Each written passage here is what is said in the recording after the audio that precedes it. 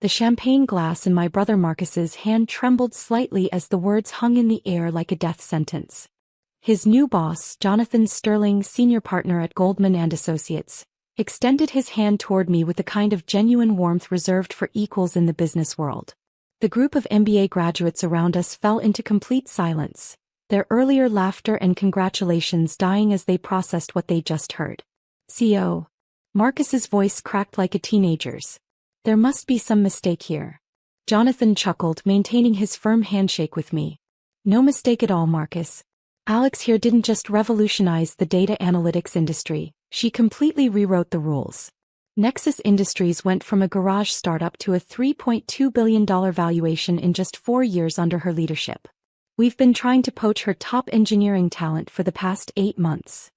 I watched my parents, who had been absolutely beaming with pride at Marcus just moments before, now staring at me with expressions that cycled between confusion, disbelief, and something that might have been dawning horror at their years of dismissal. My mother, Catherine, clutched her pearl necklace with white knuckles, a nervous habit she'd developed when I was 12, and announced I wanted to study computer science instead of following the family tradition of law. My father, Robert, adjusted his silk tie uncomfortably, his face growing red in the way it did when his carefully constructed worldview was challenged.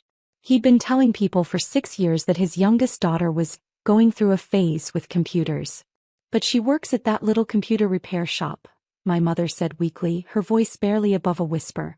In that strip mall next to the dry cleaner. Storefront Solutions, I said simply, watching their faces carefully. It's one of our subsidiaries. I like to keep an eye on ground-level operations, understand what our customers actually need. The truth was, I'd been living a carefully constructed double life for the past 6 years. While my family saw me as the disappointment who'd dropped out of their precious Harvard Law program to play with computers, I'd been building something they couldn't even begin to comprehend. Nexus Industries wasn't just successful. It was quietly reshaping how Fortune 500 companies, government agencies, and major hospitals handled their entire data infrastructure.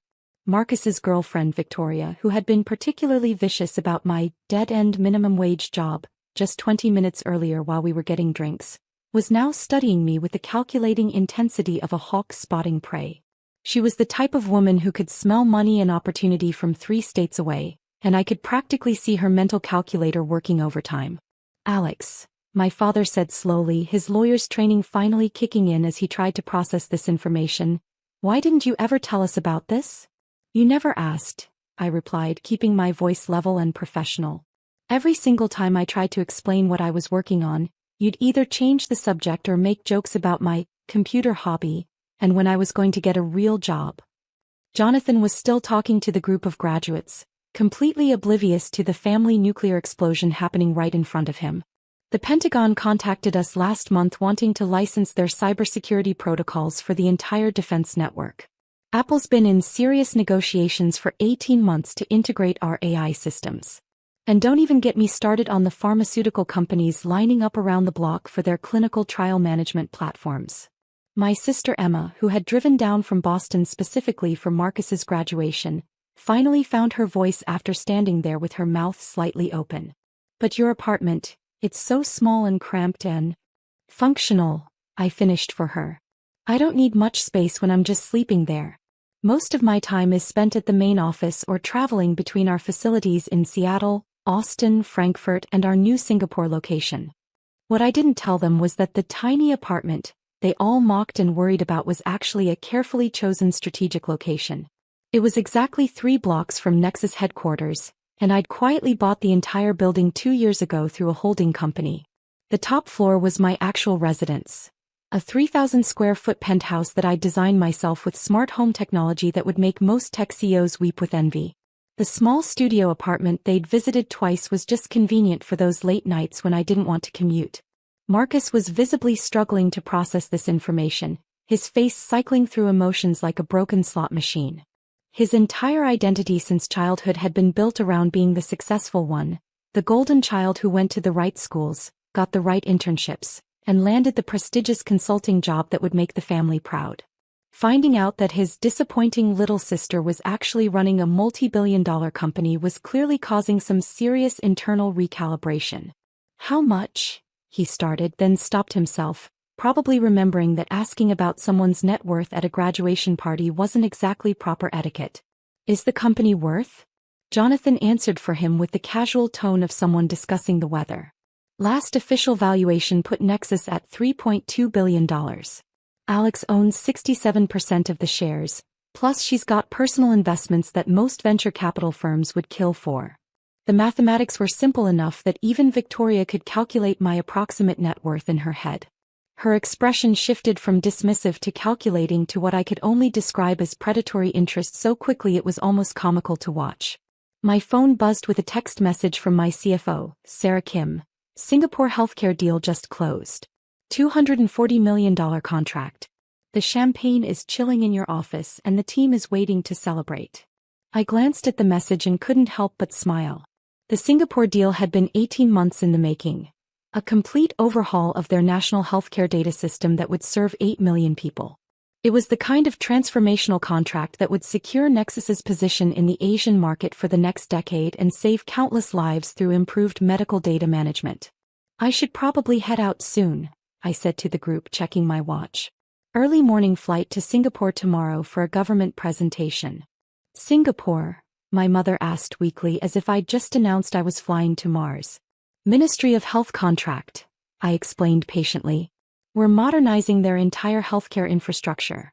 Hospitals, clinics, emergency services, the whole system. It's the largest digital health transformation in Southeast Asian history. Marcus was still staring at me like I'd suddenly sprouted wings and started speaking Mandarin. But you never talk about travel or business trips or... You never listen when I talk, I said gently but firmly. Last Christmas I mentioned that I'd been to 14 countries that year for business.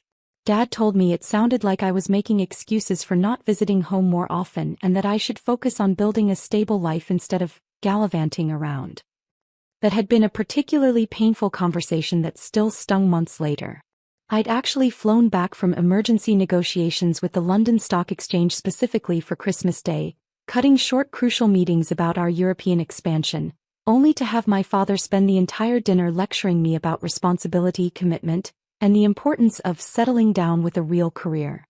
Jonathan's phone rang with what sounded like an urgent call, and he excused himself to take it privately. The sudden absence of an outside observer made the family dynamics even more awkward and tense.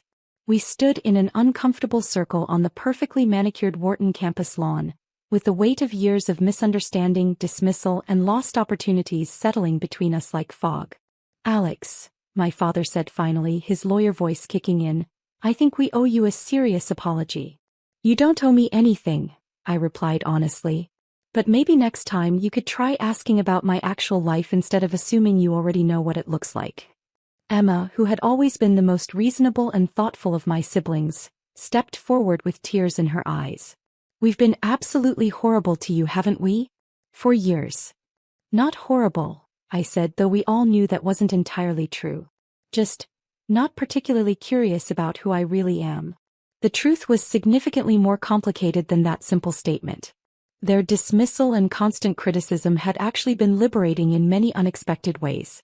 While they were focused on traditional markers of success, the right schools, the right jobs, the right neighborhoods, the right social connections, I'd been completely free to build something entirely revolutionary. The lack of family pressure and expectations had allowed me to take enormous risks that more supported entrepreneurs might never have had the courage to attempt. Marcus's new boss returned from his phone call, looking slightly frazzled and stressed. Alex, I'm really sorry to interrupt your family time, but that was our automotive division head. The Detroit contract situation just hit a major snag, and the client is specifically asking for you personally. Which client? I asked, though I had a pretty good idea. Ford Motor Company. They want to accelerate the timeline on the supply chain optimization project by 6 months, and they're willing to double the fee if you can make it happen. I nodded thoughtfully. Ford had been one of our biggest wins last year. A complete reorganization of their global supply chain using our predictive analytics platform. The project was currently saving them roughly $400 million annually in efficiency gains and had eliminated almost 2 weeks from their production cycle. Tell them I'll conference call from the car on my way to the airport, I said. And ask Sarah to push the Singapore ministry meeting back by 4 hours so I can handle this properly. Jonathan shook his head in what appeared to be genuine amazement. I honestly don't know how you manage it all, Alex.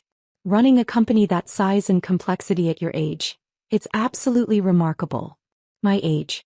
I was 29 years old and I'd been building Nexus since I was 23 and fresh out of my computer science program.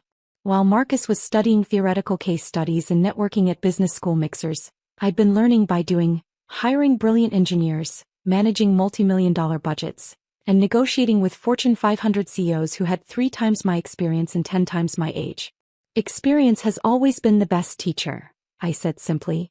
My mother was still visibly processing everything, her carefully constructed understanding of her children completely shattered. But honey, why didn't you ever come to us for advice or guidance? Your father has so much business experience and I know people who... In real estate development, I said gently but pointedly. What I do is quite different from flipping commercial properties. My father's business was buying and renovating commercial properties in suburban Connecticut. He was successful at it, certainly, but it was hardly relevant to building a global technology company that dealt with artificial intelligence, data analytics, and government contracts. The few times I'd tried to explain my actual work, he'd immediately started offering advice about the fundamentals of business that had absolutely nothing to do with software development, machine learning, or international technology markets. Victoria, who had been uncharacteristically quiet for the past 10 minutes, finally spoke up with obvious calculation in her voice. So when you said you were working late all those weekends and couldn't come to family events? I actually was working late, I confirmed. Just not at the strip mall location you all pictured in your heads. The Nexus headquarters was a converted aircraft hangar in the tech district. 60,000 square feet of open workspace, private offices, specialized research labs, and a server farm that handled data for some of the world's largest organizations. We had 420 employees globally now, with new offices opening in Tokyo and Sao Paulo next quarter, and recruitment centers in 6 major universities. It wasn't the kind of environment my family could easily visualize, so they'd simply filled in the blanks with their own limited assumptions. My phone buzzed again with another message. This time it was from my executive assistant. Car is waiting at the main entrance. Driver says traffic to the airport is unusually light for a Saturday. I looked up at my family, all gathered in their graduation finery, still struggling to reconcile their long-held image of me with this completely new information. Part of me felt genuinely sorry for them. It couldn't be easy to realize you'd completely misunderstood and underestimated someone you'd known for nearly 3 decades.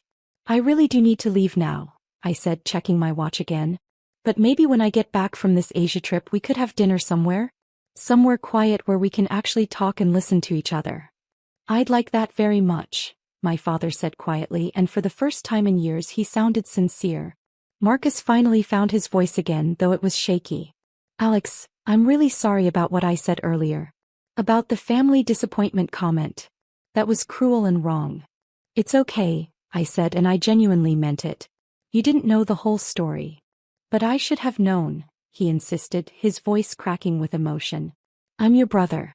I should have paid attention to your life, asked real questions, been supportive instead of dismissive. The vulnerability and genuine remorse in his voice caught me completely off guard. Marcus had always been confident to the point of arrogance, absolutely secure in his position as the family's undisputed star and success story. Seeing him genuinely remorseful and emotionally shaken was unexpectedly touching and made me remember why I'd looked up to him as a kid. There's still time to fix that, I said softly. If you want to.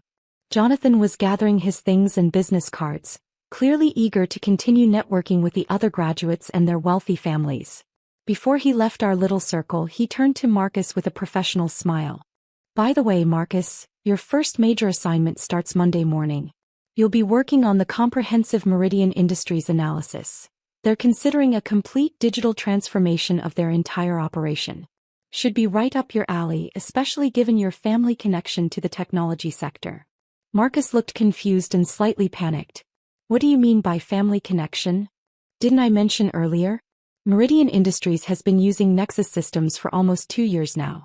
Alex's team built their entire data infrastructure from the ground up. You'll probably end up working very closely with her people on the technical implementation side. I watched my brother's face cycle through several distinct emotions. Surprise, embarrassment, realization, and what might have been the very beginning of genuine respect. His prestigious new job, the one he'd been bragging about for months, would apparently involve studying and implementing the very technology his disappointing sister had created. Small world, I said with a slight smile. My driver texted that he was pulling up to the main campus entrance. I gathered my purse and the small graduation gift I'd brought for Marcus, a leather portfolio I'd picked up during a business trip to Milan last month. Congratulations on the graduation, I said sincerely, handing him the elegant gift. And congratulations on the new position. Goldman & Associates is genuinely a good firm with smart people. Thank you, he said, accepting the portfolio with what appeared to be newfound humility. And Alex, I'm proud of you. I should have said that years ago, and I should have been paying attention. The sincerity in his voice surprised me more than anything else that had happened that day. Growing up, Marcus and I had been intensely competitive about everything: grades, sports, parental attention, college acceptances. Somewhere along the way, that healthy sibling competition had transformed into dismissal and condescension on his part and gradual withdrawal and independence on mine. Maybe there was actually a chance to rebuild something better and more genuine. I'm proud of you too, I said, and meant it. An MBA from Wharton is no small achievement, and I know how hard you worked for it. As I walked across the beautiful campus toward the main entrance, I could hear my family behind me, their voices mixing and blending with those of dozens of other graduation families. But their tone was completely different now. Questioning, curious, perhaps even impressed for the first time in years. It was definitely a start. My phone rang as I reached the sleek black car waiting at the curb.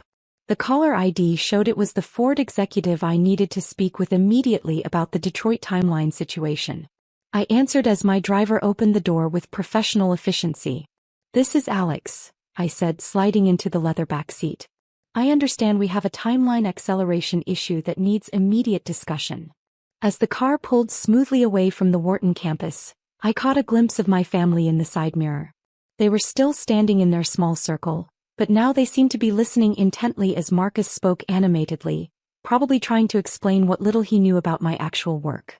I wondered what he was telling them, what questions they were finally asking after 6 years of assumptions. The irony wasn't lost on me as we drove toward the airport. For years I desperately wanted their recognition, their understanding, their pride and approval. I'd built an empire partly to prove them wrong, to show them definitively that I wasn't the disappointment they'd labeled me. But sitting in that car heading toward another international business trip, I realized their approval mattered significantly less than I'd thought it would. The work mattered. The innovation mattered. The 420 people whose livelihoods and families depended on Nexus's continued success mattered. The millions of patients whose medical care would be improved by our Singapore healthcare system mattered. My family's belated opinion of my achievements was just one small piece of a much larger and more important picture. Still, as we drove through Philadelphia traffic toward my flight to Singapore, I found myself genuinely looking forward to that promised dinner conversation. Maybe it was finally time to let them into my real world, to show them not just the financial success but the passion, purpose and genuine meaning behind everything I'd built. My phone buzzed with another message from Sarah. "Singapore team confirms they're excited for Monday's presentation. Oh, and someone named Marcus Anderson just sent you a LinkedIn connection request." I smiled and typed back quickly, "Tell Singapore I'm looking forward to it too. And accept that LinkedIn request. He's my brother and it's time we started acting like family." Some bridges, I thought as we approached the airport, were definitely worth rebuilding.